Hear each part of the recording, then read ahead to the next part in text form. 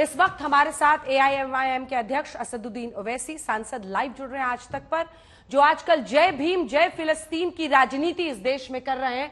बहुत बहुत स्वागत है आपका ओवैसी साहब, आज तक पर हमारे साथ जुड़ने के लिए बहुत धन्यवाद। जी शुक्रिया।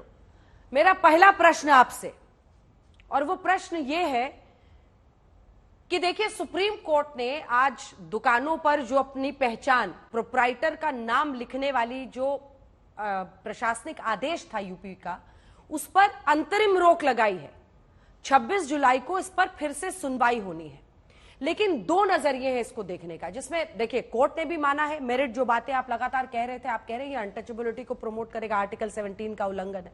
लेकिन दूसरा पक्ष एक ये भी है कि जो लोग कांवड़ यात्रा में जाते हैं उनकी आस्था के साथ खिलवाड़ के कई मामले आए हैं, और प्रशासन का ये दावा है कि लॉ एंड ऑर्डर की वजह से हमने ये सुनिश्चित किया है कि लोग नाम लिखें, ताकि जो भी जाए उसे पता हो वो किसकी दुकान में जा रहा है।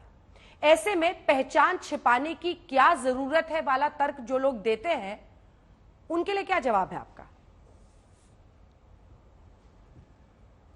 देखिए, ये सरासर झूठ है कि कोई छुपाता है या कोई अपने असल नाम का इजहार नहीं करता है। ये सरासर झूठ है।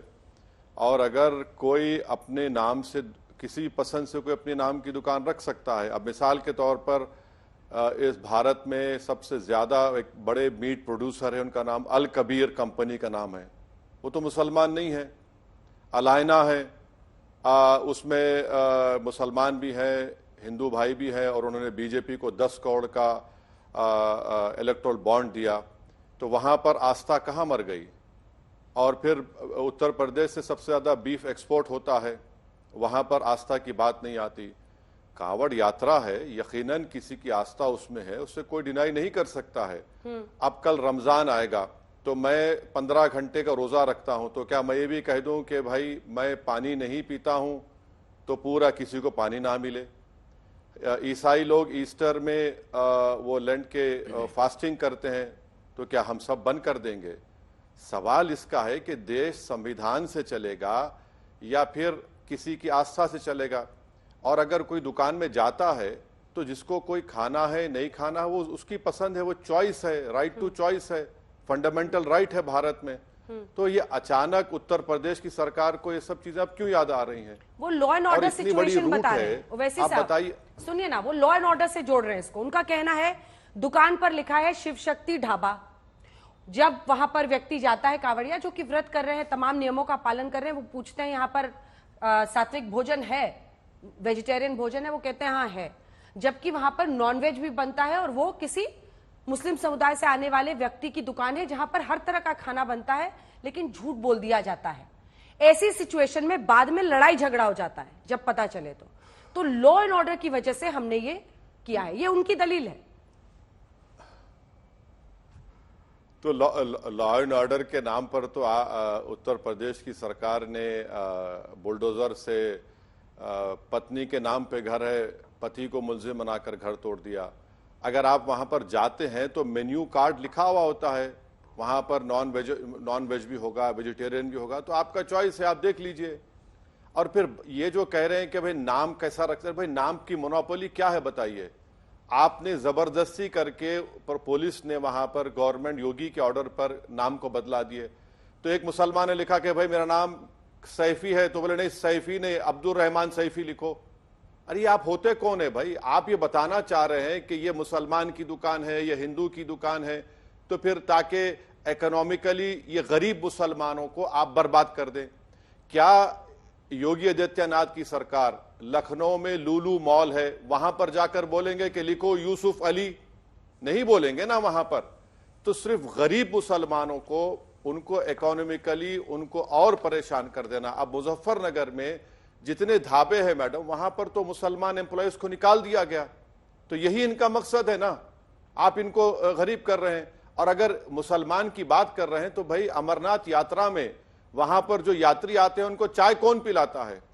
वहां पर हत्ता के जड़ी बूटी कौन देता है पूजा की? मुसलमान ही तो देता है ना। तो आप इस तरह की राजनीति कर रहे हैं, तो ऐसा लगता है कि हिटलर की रूह आप में समा जा चुकी है। हिटलर भी यही करते थे। कि वहां पर यहूदियों से कहते थे कि स्टार ऑफ डेविड अपने हाथ पर बांध लो, और फिर उनका बॉयकॉट होता था। उसके बाद दुनिया ने देखा कि 60 लाख यहूदियों का कत्लेआम हुआ। तो भाई संविधान में कहां लिखा है? आप अनटचेबिलिटी को प्रमोट कर रहे हैं कि मुसलमान है, यहां पर आप मत जाइए। आप मेरा प्रोफेशन छीन रहे हैं, आर्टिकल 19 का वायलेशन है, राइट टू लाइफ का वायलेशन है, लॉ एंड ऑर्डर का मसला है। तो आपकी नाकामी, आप छोड़ दीजिए ना मुख्यमंत्री की सीट को, अगर आप लॉ एंड ऑर्डर मेंटेन नहीं कर सकते तो। आप लॉ एंड ऑर्डर के नाम पर मुसलमानों का सामाजिक बॉयकॉट क्यों करा रहे हैं? लॉ एंड ऑर्डर के मेंटेनेंस के नाम पर आप मुस्लिम गरीबों को बेरोजगार क्यों कर रहे हैं? दो काउंटर आर्ग्यूमेंट हिंदू मुस्लिम की नफरत की राजनीति क्यों कर रहे हैं? दो काउंटर आर्ग्यूमेंट है। क्या ये एक बड़ी बीमारी का नतीजा नहीं है? मतलब आप ये कह रहे हैं कि इस देश की जो जनता है उसकी सोच सांप्रदायिक है, जैसे उसे बाबू खान भंडार दिखेगा वो वहां पर नहीं जाएगा। यही प्रेमाइस है ना आपके पूरे आरोप का। आप कह रहे हैं कि अनटचेबिलिटी प्रमोट होगा, मतलब इस देश की जनता जैसे देखेगी कि मुस्लिम नाम है तो वो वहां पर नहीं जाएगी। इसी का एक दूसरा पक्ष है कि आजादी के इतने साल बाद भी अगर मान लीजिए कोई सलीम शुद्ध ढाबा है तो वो संगम शुद्ध ढाबा क्यों लिखता है? क्या मजबूरी है? क्यों ऐसा लिखता है? क्यों नाम छिपा रहा है? आज भी दो हिस्से हैं मेरे प्रश्न के। तो मैं यही बोल रहा हूं ना आपसे कि कोई कानूनन तो जुर्म तो नहीं कर रहा है ना सलीम होटल खोल रहा है, बिजनेस कर रहा है सलीम ये चाहता है कि उसकी दुकान पर आकर लोग शुद्ध वेजिटेरियन खाना खाएं। उसमें गुनाह क्या है बताइए? अगर सलीम वेजिटेरियन बोलकर वेजिटेरियन दे रहा है तो बहुत अच्छी बात है।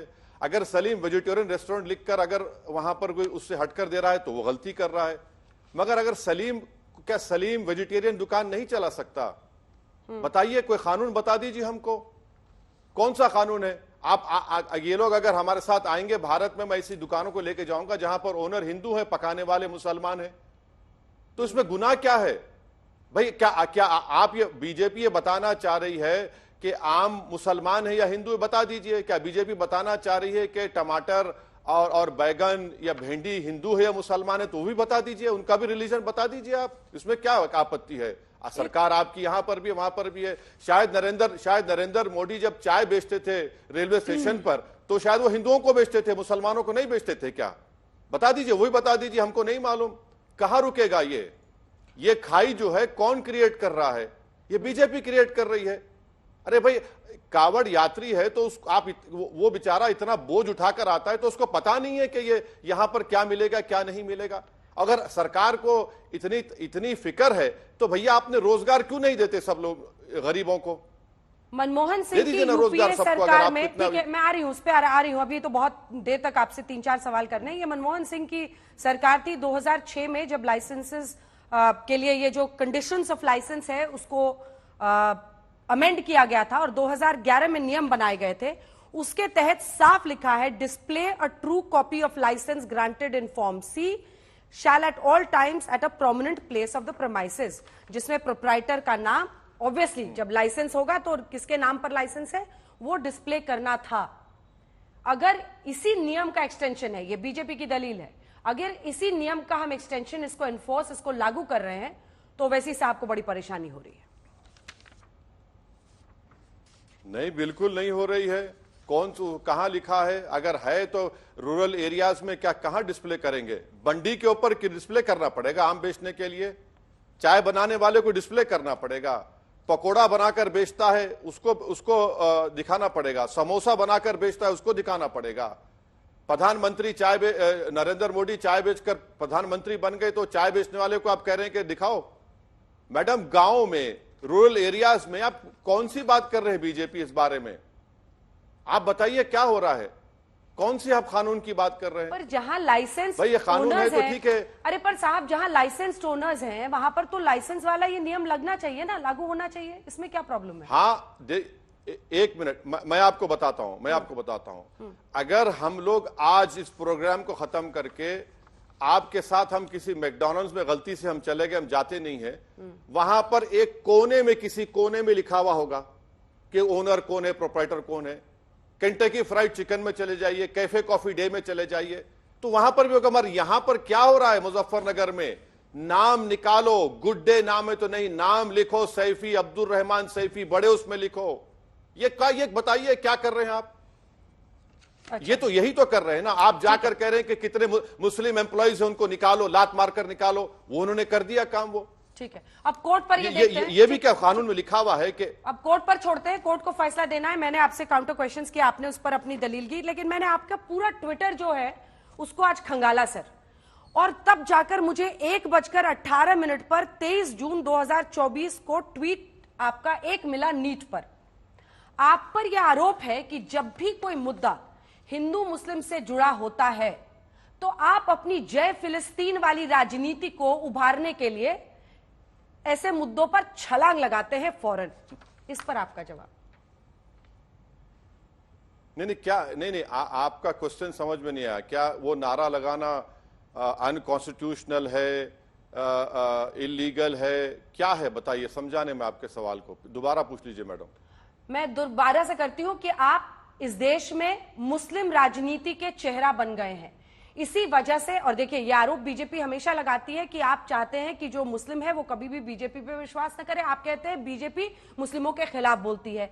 जय फिलिस्तीन भी आपने एक सोच के तहत ही देश की संसद में बोला था। मैंने ये नहीं कहा कि वो अवैध है या आपराधिक है, इलीगल है या किसी भी तरह से क्रिमिनल है। मैंने कहा कि आप एक सोच के तहत बोलते हैं ऐसी बातों को, जानते हुए कि भारत और भारत की जो विदेश कूटनीति है वो देश की सरकार पर छोड़ना चाहिए। लेकिन आप जब बोलते हैं तो एक वजह से बोलते हैं, आप देश में मुस्लिम वोटर्स को टारगेट करते हैं। इस आरोप पर आपका जवाब। नरेंद्र मोदी को 36% हिंदू वोट मिला और उन पर कोई इल्जाम नहीं। नरेंद्र मोदी की पार्टी में 240 में एक भी मुसलमान एमपी को टिकट नहीं दिए। हाँ, और उनके जितने अलाइज है उनके पास कितने मुसलमान हैं वो बता दें। ये इल्जाम हम पे क्यों लगता? भारत की पार्लियामेंट में सिर्फ 4% मुसलमान जीत कर आए। भारत की पार्लियामेंट में अपर कास्ट हिंदू और बैकवर्ड क्लास हिंदू बराबर जीत कर आए। हमारे पहली मर्तबा ऐसा हुआ है बड़े बड़े सालों के बाद। हर समुदाय का रिप्रेजेंटेशन है, मगर इल्जाम असदुद्दीन ओवैसी पर लगाया जाता है। कौन सा इल्जाम है बताइए? अगर मैंने फलस्तीन, मजलूम फलस्तीनियों की बात की, करीब 40,000 लोगों का कत्लेआम हो गया। खुद जयशंकर साहब राज्यसभा में खड़े होकर कहते हैं कि हम फलस्तीन इंडिपेंडेंट स्टेट के कायल हैं, हम वहां पर यूनाइटेड नेशंस को फलस्तीन के लिए एड दे रहे हैं। अब सवाल यह पैदा होता है कि अमेरिका के सेनेटर्स धर्मशाला आते हैं वहां पर दलाई लामा के रिप्रेजेंटेटिव से मिलने, तो वहां पर अमेरिकन फ्लैग लहराया गया, कोई तकलीफ नहीं होती किसी को। दिल्ली में इजराइल के फ्लैग्स को लेकर लहराया जाता है, किसी के पेट में दर्द नहीं होता है।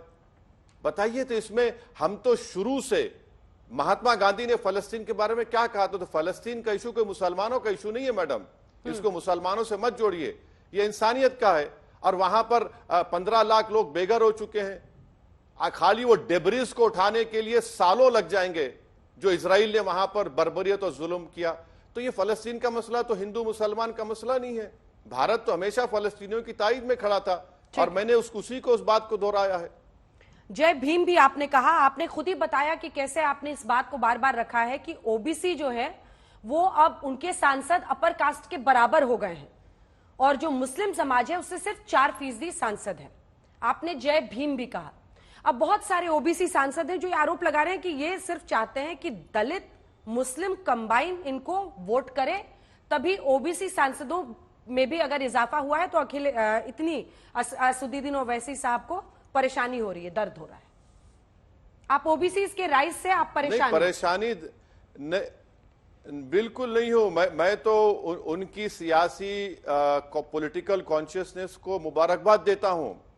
मेरा शिकवा मुसलमानों से भी है कि देखो, अपर कास्ट हिंदू और ओबीसी लोग इतने पॉलिटिकली अवेयर हैं अपने पॉलिटिकल राइट्स के लिए कि वो अपने रिप्रेजेंटेशन को बढ़ा रहे हैं। मेरी शिकायत तो इन सो कॉल्ड सेकुलर पार्टी से है। बीजेपी तो खैर देती नहीं है। बीजेपी तो प्रधानमंत्री ने हमको घुसपैठी कह दिया और ये कह दिया कि हमको किसी की चोरी की भैंस मिल जाएगी, मंगलसूत्र दिया जाएगा। मेरी शिकायत तो उन लोगों से है। अब मैं कहां तो से मुबारकबाद देता हूं उनके पॉलिटिकल अवेयरनेस और ओवैसी कॉन्शियसनेस को। साहब, अब कहां मतलब सो कॉल्ड सेक्युलर, क्योंकि अब तो जैसे ये मुद्दा आया दुकानों वाला, अखिलेश यादव भी खुलकर बोल रहे थे, राहुल गांधी भी खुलकर बोल रहे थे। आप पहले ये आरोप लगाते थे कि अब इस देश में मुस्लिम जो कौम है उसके लिए आवाज उठाने वाली कोई पार्टी नहीं बची है, ये बीजेपी का साइड इफेक्ट है, लेकिन इस बार तो ये मुद्दा भी लपक लिया उन लोगों ने आपसे।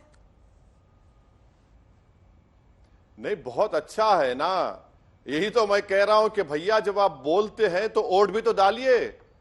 कितने मुसलमानों को जिता पाए आप लोग बताइए। महाराष्ट्र में मैडम 48 लोकसभा की सीटें हैं। आप जो अपने आप को सेक्युलर बोलते और मुझे गाली देते, आपने एक मुसलमान को टिकट नहीं दिया, तो आप वोट भी तो डलवा दीजिए ना। कैंडिडेट तो आप देते नहीं है और आप बोल रहे हैं। ठीक है, कब बोले हैं? जब पूरा प्रेशर बढ़ता गया तो बोलना पड़ा। हिमाचल प्रदेश में मेरी सरकार थोड़ी है, वहां पर सहारनपुर के एक शख्स की दुकान को लूट लिया गया। तो ये बहुत से वाकयात हैं। मध्य प्रदेश में 11 घरों को बुलडोजर लगाया गया, कोई नहीं बोलता। जब 4 जून से अब तक 10 मुसलमानों का मॉब लिंचिंग हो गया, माशाल्लाह से ये जो पागल आदमी बैठा हुआ है आपसे बात करते, उसी ने कहा। तो बोलिए ना, बोल के वोट भी डलवाइए ना। वोट क्यों नहीं डलवा पाते आप लोग? जिता क्यों नहीं पाते पार्लियामेंट में? एक सवाल है बहुत पुराना मेरा, लेकिन मैं फिर आपसे पूछूंगी। आपके साथ जनता 1-2-1 खेल रही है। 14 में 1, फिर 19 में 2 इम्तियाज जलील साहब जीते थे, लेकिन इस बार मामला फिर गड़बड़ा गया और आप एकमात्र अकेले। उनके तो सांसद बढ़े हैं ना सर, राहुल गांधी के भी बढ़े हैं और अखिलेश यादव के भी बढ़े हैं। आपको बस सुनते हैं लोग, असद भाई की तकरीर सुननी है, वोट लेकिन किसी और को देना है। नहीं, कोई बात नहीं। उनके बड़े हैं मगर मुसलमानों के तो कम हो गए ना। यही तो मेरी शिकायत है कि भैया आप लोग बढ़ रहे हैं, हमारे वोटों से बढ़ रहे हैं, हमारे टूटे हुए घरों पर आप बढ़ रहे हैं, मॉब लिंचिंग पर आप बढ़ रहे हैं, हमारी बहनें बेटियां बेवा हो रही हैं, आप बढ़ रहे हैं। बहुत अच्छा है, बढ़िए ना, मगर कम से कम हमको जिंदा रखकर पार्लियामेंट में तो लेकर आइए। ये कौन सी मोहब्बत? एक तो एक तरफा मोहब्बत है। तो और मैडम मैं अकेला हूं, आप मुतमईन रहिए। इंशाल्लाह अल्लाह ने चाहा तो पहले भी मैं बहुत बेबाकी से बोलता था और ये बीजेपी और इन लोगों पर काबू पालूंगा, फिक्र मत करिए, अपनी बात को करता रहूंगा। सवाल यह है कि जब जनता मुझे जिताकर भिजा रही है तो मैं तो अपनी जिम्मेदारी को निभाऊंगा, निभाता रहूंगा। और मैं पहले भी बोलता था, आज भी बोलता हूं, और उसी बोलने की वजह से आज प्राइम टाइम पर माशाल्लाह आप मुझे कई मर्तबा बुला चुकी हैं। आपका बहुत बहुत शुक्रिया। ऑल पार्टी मीट में भी आपको बुलाया गया था, वहां पर कुछ बताइए, क्या माहौल था? क्या बातचीत हुई, क्या हुआ? आप लोगों ने नीट का, नेम प्लेट का, और जो मुझे जानकारी है उसका मुद्दा उठाया था, वो बैठक कैसे रही? मतलब ये जो दुश्मनी हम लोग देखते हैं डिशुम डिशुम, वहां पे मामला ठीक रहा? क्या सरकार जो पहल कर रही है सेशन के पहले बातचीत सब पार्टियों से करने की, वो सफल होता हुआ दिख रहा है? नहीं, ये तो एक रिवायती ऑल पार्टी मीटिंग हर बार बुलाई जाती है। बजट सेशन से पहले बुलाई गई और 3 घंटे बैठकर राजनाथ सिंह जी और जेपी नड्डा और पार्लियामेंट्री अफेयर्स मिनिस्टर बैठकर सुन लिए, सुन लिया। उसके बाद बोले ठीक है, आपकी हम बात सुन लिए, थैंक यू वेरी मच। सब जने चाय पिए, बिस्किट खाए और चले गए। वो फारसी की कहावत है, नशिस्तन गुफ्तन बर्खास्तन, माने नशिस्त माने बुलाया गया, गुफ्तगू ही, और बर्खास्त होगी महफिल। तो ये तो रिवायत ही है, इसमें क्या है? उसमें कुछ वे तो अब नहीं मालूम सरकार कितना उसको सीरियस लेगी नहीं लेगी, उन तमाम चीजों को जो अपोजिशन पार्टीज ने खासतौर से बीजेपी से कहा है। प्रधानमंत्री नरेंद्र मोदी ने लेकिन कहा कि देखिए, लोकसभा में 2.5 घंटे तक पीएम की आवाज को दबाया गया, गला घोटा गया। लोकतांत्रिक व्यवस्था में 140 करोड़ जनता ने मुझे सरकार में बिठाया है। 240 सीटें बीजेपी की आई हैं। टीडीपी जेडीयू के साथ प्रीपोल अलायंस में हमारी सरकार एनडीए की बनी है, लेकिन ये लोग हमारा गला घोट रहे हैं। क्या आपको भी ऐसा लगता है? क्योंकि विपक्ष लगातार, मुझे लगता है आप भी उस रोज मौजूद होंगे, 2.5 घंटे तक लगातार नारेबाजी करता रहा। राज्यसभा में जब वो मणिपुर पर बोल रहे थे तो वॉकआउट कर दिया। तो बैटिंग करेंगे और फील्डिंग नहीं करेंगे? नहीं, मैं ये उसको अंग्रेजी में कहते हैं ना, टंग इन चीक रिमार्क करना चाहूंगा। भाई वो बायोलॉजिकल कहां है प्रधानमंत्री के उनका गला घोट दिया जाएगा? है कोई हिम्मत कर सकता है? चलिए, अगर वो बायोलॉजिकल है तो कैसे उनका गला घोटा जाएगा? वो प्रधानमंत्री हैं और उन्होंने कहा कि मेरी आज आवाज भी अच्छी निकल गई 2.5 घंटे। वो तो बोलते रहे अपनी बात को। कहां से शुरू किए, पूरे मुगल आजम की स्टोरी प्रधानमंत्री उस दिन भाषण में दे दिए। खुद कई बीजेपी के मंत्री सो रहे थे जब प्रधानमंत्री कह रहे थे। ये गलती से कैमरा पड़ गया तो बीजेपी के लोगों को उठाना पड़ा मिनिस्टर को। तो प्रधानमंत्री तो पूरा माने 2.5 घंटे का भाषण पूरे मुगल आजम की पिक्चर बोल दी उन्होंने, स्टोरी बोल दी। तो वो सबसे बोरिंग स्पीच थी 10 साल में प्रधानमंत्री की। वो बोलते गए। अपोजिशन का प्रोटेस्ट किया उन्होंने। तो प्रधानमंत्री को अगर वो रुक जाती और बोलते कि बोलिए आपको क्या बात बोला, मैं उसका जवाब देता हूं, मगर प्रधानमंत्री सुनना नहीं चाहते। प्रधानमंत्री सिर्फ यही चाहते हैं कि लोग उन्हीं को सुने, उन्हीं की आवाज को सुने। दूसरों को तो सुनना चाहते ही नहीं है प्रधानमंत्री, तो उसको कौन चेंज करेगा। टाइम अलॉट होता है ना वैसी साहब, आपको तो पता होगा लोकसभा में टाइम अलॉट होता है। हाँ, तो टाइम अलॉट होता है और टाइम अलॉट हो गया, मगर रिप्लाई प्राइम मिनिस्टर करते हैं। और अपोजिशन पार्टीज ने प्रेसिडेंट एड्रेस में जो मुद्दों को उठाया था तो उस पर बोल ही नहीं रहे प्रधानमंत्री। नहीं, पर विपक्ष भी तो बोला ना। वैसे साहब सुनिए ना, नहीं वो राज्यसभा में बोल रहे थे। 134 मिनट पीएम ने बोला पहले दिन लोकसभा में, फिर राज्यसभा में 90 मिनट बोला। राहुल गांधी 100 मिनट बोले, 29 मिनट अखिलेश बाबू बोले, 33 मिनट ए राजा, क्योंकि हर सांसद पर 2 मिनट का टाइम अलॉट होता है। तो 8 घंटे बीजेपी को मिली थी, वो तो जनता ने दिया उनको टाइम ना, 240 सांसद भेजकर। तो इसमें क्या रोना धोना, सुनना तो चाहिए ना सबको। वो पीएम कह रहे हैं कि अलोकतांत्रिक है, संविधान की दुहाई दीजिएगा। हाँ, बोलिए। प्रधानमंत्री को यह समझना चाहिए कि 2014 और 19 का वर्डिक्ट नहीं है। प्रधानमंत्री यही समझ रहे हैं कि 2014 और 19 की तरह है, नहीं है। देश की जनता ने इस तरह का वर्डिक्ट देकर नरेंद्र मोदी को यह कहा है कि सिर्फ आप अपनी आवाज नहीं सुनाएंगे देश को। देश यह चाहता है कि प्रधानमंत्री और उनकी पार्टी देश की विभिन्न अपोजिशन पार्टीज की आवाजों को सुने, उनकी तकलीफ को समझे जो हम लोग बयान कर रहे हैं। अगर प्रधानमंत्री ये समझ रहे हैं कि मेरे पास हर मर्ज की दवाई तो नहीं है, आपने मर्ज इतना बढ़ा दिया कि हम उनको सुनना चाहिए, उनको समझना चाहिए कि इसीलिए तो उनकी गलतियों की वजह से उनको ये वर्डिक्ट आया है। वो उनकी जो यूपी में रिजल्ट आया है उसको समझना चाहिए। प्रधानमंत्री का समझेंगे कि नहीं, ये 2014 और 19 की पार्लियामेंट तो नहीं है, 16-17वीं लोकसभा नहीं है, ये 18वीं लोकसभा में एक वर्डिक्ट जनता ने दिया है, उसको रेस्पेक्ट करनी चाहिए और उसको आपको सुनना चाहिए। अगर कोई अपोजिशन लीडर जी ठीक है। एक और प्रश्न जो मेरा है, जल्दी से 2-3 प्रश्न बचे हैं, उस पर जवाब ले लेती हूं। वैसे साहब अब देखिए, एक और मुद्दा जो आपने फौरन लपका वो था संघ के कार्यक्रमों में अगर सरकारी अधिकारी जाना चाहे तो वो अब जा सकते हैं। जो पुराना फैसला था उसको सरकार ने पलट दिया है। आप कल्पना कीजिए कि मेरे साथ कोई सांसद बीजेपी का हो और वो खुलकर ये बात कहे कि देखिए हम हिंदू सांसदों की गिनती इतनी कम हो गई है, कोई हमें नहीं आगे बढ़ने दे रहा है। आप इसको संविधान का सबसे बड़ा उल्लंघन बताते। लेकिन जब आप मेरे शो पर बैठकर मुस्लिम सांसद कम हो गए हैं बोलते हैं, धर्म निकालते हैं सांसद का, तब ये संविधान को आप बचा रहे हैं, प्रोटेक्ट कर रहे हैं। कैसे? आप इतने बड़े बैरिस्टर हैं, आप ही समझा दीजिए। नहीं तो अगर सच्चाई देखिए, हमारी जो लोकशाही है, जमहूरियत है, लोकतंत्र है, वो रिप्रेजेंटेटिव फॉर्म ऑफ डेमोक्रेसी है जिसका ख्वाब हमारे फ्रीडम फाइटर्स, हमारे बुजुर्गों ने देखा।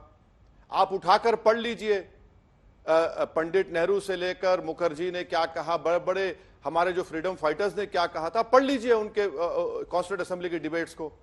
अगर हर समुदाय का रिप्रेजेंटेशन नहीं होगा तो फिर हमारी रिप्रेजेंटेटिव फॉर्म ऑफ डेमोक्रेसी कैसी होगी? और जो रिप्रेजेंटेशन नहीं है उनको रिप्रेजेंटेशन मिलना चाहिए, इसमें गुनाह क्या है? इससे हमारी जमहूरियत मजबूत होगी, हमारा संविधान मजबूत होगा। भारत की सबसे बड़ी पंचायत में 17 करोड़ मुसलमानों की आबादी है और सिर्फ 4% जीतकर आते हैं, तो क्या ये हमारी जमहूरियत की मजबूती दिखा रहा है या कमजोरी दिखा रहा है? ये सवाल मैं उठा रहा हूं। लेकिन सुनिए ना वैसे साहब, यही वो कहते हैं कि हिंदुओं की बात करना इस देश में सांप्रदायिक है, मुस्लिमों की बात करना बहुत सेक्युलर कहलाता है, और उसकी आप पूरी तस्वीर बनते हैं। मतलब जब भी हिंदुओं की बात, अब देखिए चाहे हलाला जहां पर मिलता है मीट, आजकल तो मुझे बाद में पता चला जब किसी ने रिसर्च करके भेजा कि कई देशों में और इंडिया में भी अब आ रहा है, लोग हलाला लिपस्टिक भी खरीद रहे हैं। तो जब हलाल, माफ कीजिएगा, आई एम सॉरी, और ये एकदम ही अनइंटेंशनल था, हलाल हलाल मीट खरीद रहे हैं, हलाल लिपस्टिक खरीद रहे हैं। यहां पर कोई दिक्कत नहीं है, मतलब यहां पर आप अपने धर्म के आधार पर आप प्रेफरेंशियल ट्रीटमेंट चाह रहे हैं कि दुकान में लिखा होना चाहिए, हर जगह प्रोडक्ट पे लिखा होना चाहिए, तब ये किसी का उल्लंघन नहीं है, किसी के राइट्स का। नहीं, आपने अच्छा सवाल उठाया। उत्तर प्रदेश और भारत से जो बीफ एक्सपोर्ट होता है, जिसका हमको डॉलर्स में पैसे मिलते हैं, करीब 15 से 20 हजार करोड़, हम भारत सरकार क्यों इजाजत दे रही है भाई दिस इज हलाल मीट लिखकर भिजाने के लिए जो एक्सपोर्ट हो रहा है? बंद कर दीजिए ना, कौन रोक रहा है आपको? बंद कर दीजिए, चलिए, आपका इलेक्ट्रल बॉन्ड नहीं मिलेगा वो कंपनी से। दूसरा, एक बहुत बड़े बाबा हैं, उनका प्रोडक्ट जाता है दुबई को, गल्फ को, उसमें लिखा हुआ आता है टूथपेस्ट में हलाल प्रोडक्ट्स हैव बीन यूज्ड, वो भी बंद कर दीजिए, आप कौन रोक रहा है? तीसरी बात यह है मैडम कि हलाल जो है, हलाल जो प्रोडक्ट है वो आपको किसी की नौकरी नहीं छीन रहा है, किसी, लेकिन नहीं, एक सेकंड सर, ये भी आर्थिक अनटचेबिलिटी है। एक सेकंड, अगर वो कथित बाबा, छोटे मैं किसी बाबा की वकालत नहीं कर रही हूं, लेकिन अगर वो लिखकर नहीं देंगे तो उन देशों में उस प्रोडक्ट को नहीं खरीदा जाएगा साहब, तो ये भी आर्थिक अनटचेबिलिटी है। हाँ, तो सुनिए, देखिए, भारत के संविधान में आपको कोई रोक टोक नहीं है कि मैं हलाल बोलकर कहूं तो वो संविधान के खिलाफ हो रहा है, और अगर हलाल मीट कोई जाकर खा रहा है तो मैं किसी को रोक तो नहीं रहा हूं ना, कैसे मुसलमान आएगा? मैं ये तो किसी को नौकरी से निकाल तो नहीं रहा हूं, आप समझिए इस बात को। होटल में हलाल मीट भी होता है, शराब की दुकान भी होती, शराब भी बिकता है, तो क्या मैं बोलूं मैं असदुद्दीन ओवैसी आ रहे हैं, आप शराब बंद कर दीजिए? मैं नहीं कह सकता हूं। यही तो हम समझाना चाह रहे हैं। हलाल का जो मामला है, किसी की नौकरी नहीं छीनी जा रही है, किसी को रोका नहीं जा रहा है, किसी को नौकरी से नहीं निकाला जा रहा है। ये तो संघ परिवार के इन थम्स अप जिनको अकल नहीं है वो झूठा प्रोपेगेंडा कर रहे हैं। कब तक प्रोपेगेंडा करेंगे आप? अरे बिजनेस अप एंड डाउन होने की बात है ना सर। क्यों करेंगे? एक और सवाल है मेरा, क्योंकि अब टाइम खत्म हो रहा है जल्दी जल्दी। ये तो बिजनेस अप एंड डाउन करने की बात है कि हलाल लिखा होगा तो वो बिजनेस करेंगे उस व्यक्ति के साथ, हलाल के स्पेसिफिकेशंस नहीं होगा तो वो बिजनेस नहीं करेंगे। ठीक उसी तरह से जहां यहां पर दुकानों में बिजनेस अफेक्ट हो सकता है, लेकिन 10 जुलाई 2024 को सुप्रीम कोर्ट की 2 जजेस की बेंच ने सीआरपीसी की धारा 125 के तहत तलाकशुदा मुस्लिम महिलाओं पे को भी गुजारा भत्ता मिलना चाहिए था, दावा कर रही है उनको मिलना चाहिए। आप इस फैसले का स्वागत करते हैं? मुस्लिम महिलाओं की सशक्तिकरण की तरफ एक प्रबल कदम मानते हैं कोर्ट का? ये कोई नई बात थोड़ी है। इससे पहले दाना लतीफी का केस हुआ, अब ये बात कही दी, तो पर्सनल लॉ बोर्ड ने फैसला लिया है कि ये फैसला मुस्लिम मैरिज एक्ट और मुस्लिम पर्सनल लॉ के खिलाफ हम सुप्रीम कोर्ट में अपील करेंगे। मगर आपके दर्शकों को एक बात बता रहा हूं, आप देखिए कि एक मुस्लिम महिला को कितना राइट है। एक 125 सीआरपीसी में मिलेगा उनको, दूसरा उनको मिलेगा ये ट्रिपल तलाक का जो गलत कानून मोदी सरकार ने बनाया, तीसरा मुस्लिम मैरिज एक्ट, चौथा डोमेस्टिक वायलेंस, चार कानून आपने बना दिए माशाअल्लाह से। तो अब आप बताइए कि इसमें अब और क्या बोल सकता हूं। माने मैडम, मैं ये आपसे कहना चाह रहा हूं, मुझे एक शेर याद आ रहा, उन मजलूम औरतों को न्याय मिलेगा, पैसा मिलेगा, बच्चों के लिए अच्छा रहेगा। हाँ, मैडम, दिल इतना बड़ा है नरेंद्र मोदी जी का कि उन्होंने बिल्किस बानो को जो 12 लोगों ने रेप किया था उनको छोड़ दिया ना। इतना बड़ा दिल है देश के प्रधानमंत्री का, उनकी सरकार का। तो एक शायर का शेर याद आ रहा है जो क्या नाम है उनका, मुजफ्फर रजमी कैरानवी ने कहा था कि ये जबर भी देखा है तारीख की नजरों ने, लम्हों ने खता की सदियों ने सजा पाई है। तो यही हो रहा है भारत के मुसलमानों से। हलाल मुश्किल है, अज़ा मुश्किल है, हिजाब मुश्किल है, खतरा है देश के लिए, सब खतरा बना दिया जा रहा है। तो अब यही है, मुजफ्फर रजमी कैरानवी का शेर बड़ा इस पर मौजू उतरता है। ये जबर भी वक्त ने, ये जबर वक्त भी देखा है तारीख की नजरों ने, लम्हों ने खता की सदियों ने सजा पाई। किसकी खता किसकी सजा, इस पर चर्चा आगे भी किसी दिन करेंगे। बहुत बहुत धन्यवाद आपका। जी, हाँ, शुक्रिया। बहुत बहुत धन्यवाद, बहुत बहुत धन्यवाद आपका ओवैसी साहब।